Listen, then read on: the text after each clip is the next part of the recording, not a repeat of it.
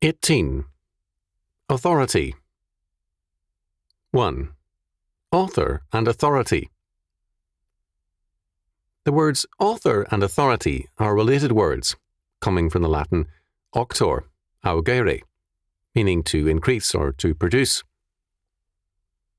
In the English, an author is the creator, originator, or producer of something.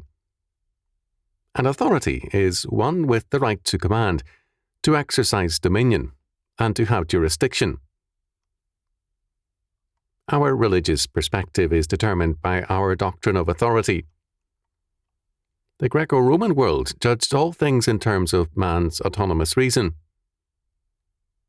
As a result, such thinkers as Galen, Celsus, and Lucretius, who preceded Christ, judged the biblical revelation in terms of their rationalistic presuppositions. Lucretius, writing in the 1st century BC, was emphatic that nothing can ever be created by divine power out of nothing. The forces active in the universe were, for Lucretius, exclusively inherent forces. Thus, while these Greco-Romans could show interest in marvels, it was only from a naturalistic perspective.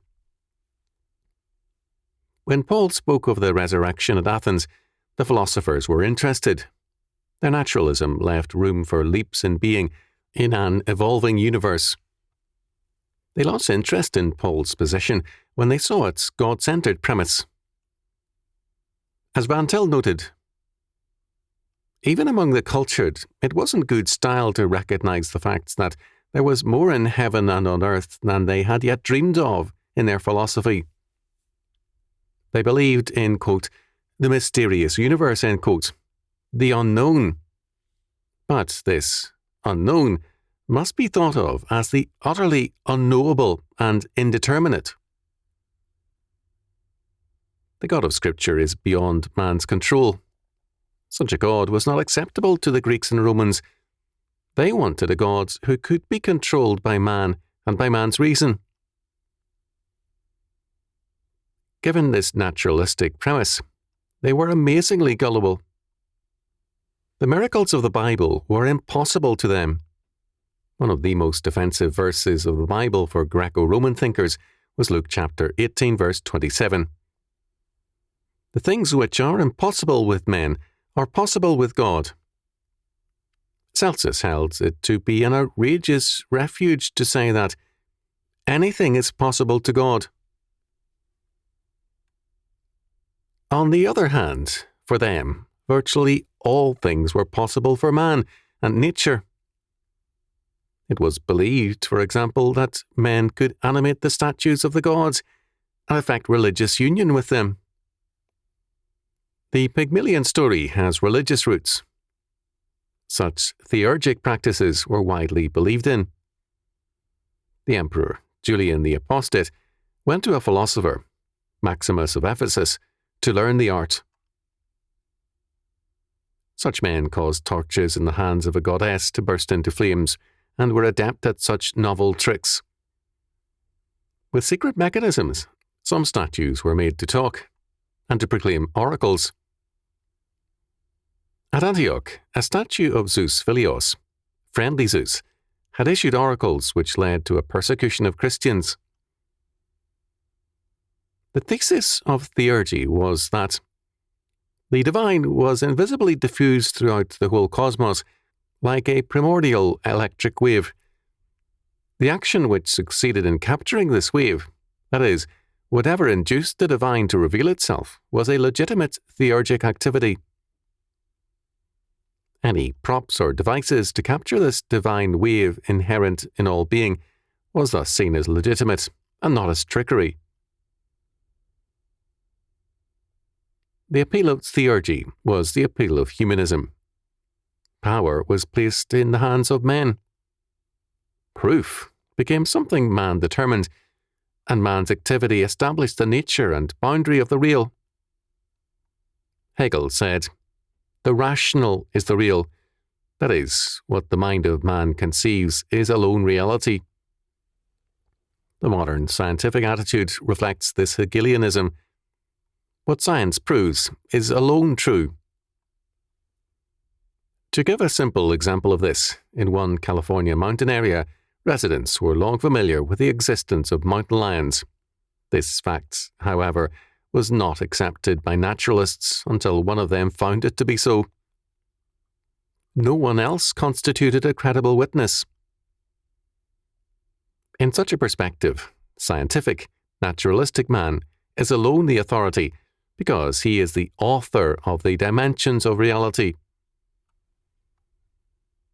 Humanistic scientific man says that only what his autonomous reason accepts as valid can be true or real.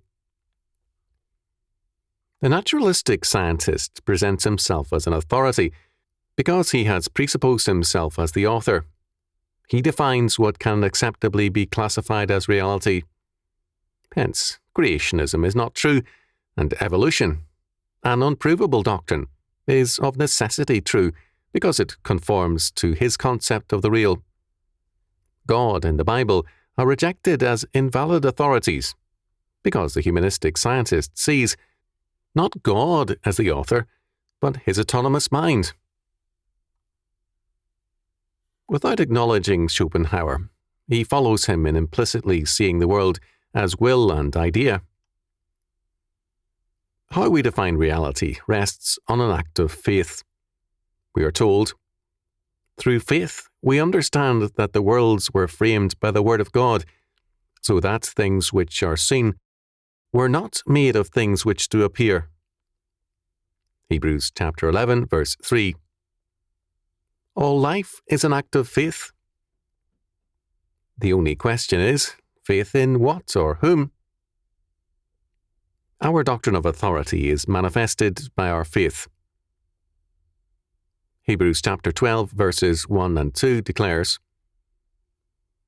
Wherefore, seeing we also are compassed about with so great a cloud of witnesses, let us lay aside every weight, and the sin which doth so easily beset us, and let us run with patience the race that is set before us.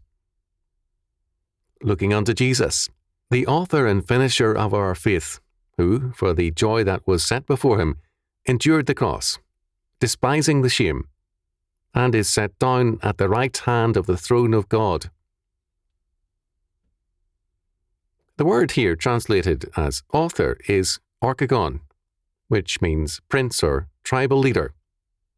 Its root is arche, beginning or cause. Jesus Christ is the beginning or cause of our faith, and our prince or leader in the life of faith. He is also the finisher, the teleoten of our faith, its perfecter. It should be noted that, in Scripture, authority is personal and is a person, the Lord. We are to run the race of life before the eyes of the world, a great mass of witnesses. The term cloud was used to describe a great throng in which the individuals were lost in the mass. Jesus Christ, as our Adam, and as the head of the new humanity, precedes us in this race, and he ran it with joy, despising the shame of the cross, to become our Prince, at the right hand of the throne of God. We run the race to receive the promise, Hebrews chapter 11, verses 39 following, of the kingdom or city of God, Hebrews chapter 11, verses 10 and 16. Christ's reward was to reign, not only as God the Son, but as God incarnate. Our reward is to reign with him and in him forever and ever. Revelation chapter 22, verse 5. In Hebrews chapter 2, verse 10, Jesus Christ is called the captain of our salvation. The word in the Greek is archagon, prince or beginning. Christ is the cause and source of our salvation and our personal leader therein. In terms of Scripture, the author or authority is beyond man's control. He is our maker, not we his. Even where human authorship is concerned, men may criticize a work, but they cannot declare it to be their creation or who make it by their fiat word. Critics may find fault with the book, but this does not give them a right to rewrite it. About 1680, Nahum Tate rewrote Shakespeare's King Lear to give it a happy ending. The last line reading, "Truth and virtue shall at last succeed." This version was acted until 1823. It is interesting to note, however, that the title page of a 1756 edition does not mention Shakespeare, but reads, "Revived with alterations by N. Tate," and with reason, because it is a very different play. The Bible stresses God's sole authorship and the sovereignty of His purpose and pleasure.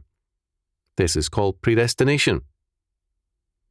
Paul says concerning this, "For the Scripture saith unto Pharaoh, Even for this same purpose have I raised thee up, that I might show my power in thee, and that my name might be declared throughout all the earth.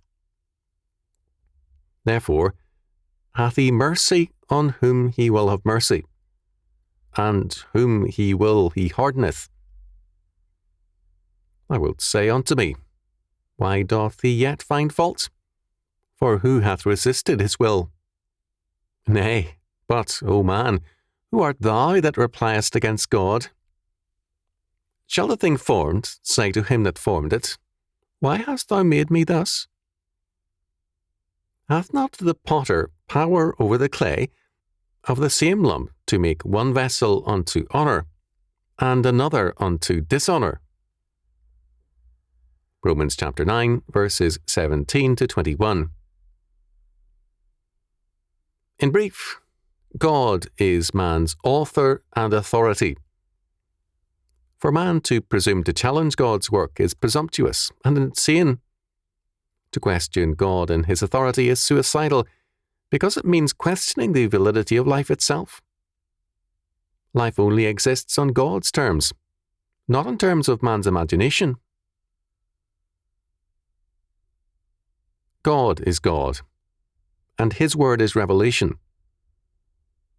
Because God is God, His word is as authoritative as He is. Spinoza said of the Bible that it did not contain propositional revelation, that is, actual statements of fact. This same view is now very popular in the Institute for Christian Studies in Toronto, Canada. Searfeld, for example, rails against all who insist on propositional truth in the Bible. At the same time, he attacks the idea of an infallibly inspired text, or, quote, bibliolatry, end quote.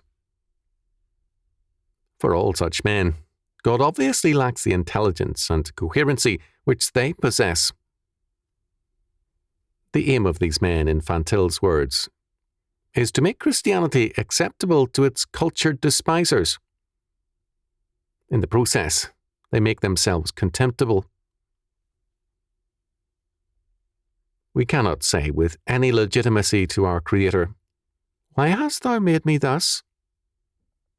We cannot honestly question His authority and establish our word as law over Him, nor can we judge Him at the bar of our reason. To do so is to manifest original sin, the greatest temptation of the tempter, that we should be our own gods, determining the nature and establishing the reality of good and evil for ourselves.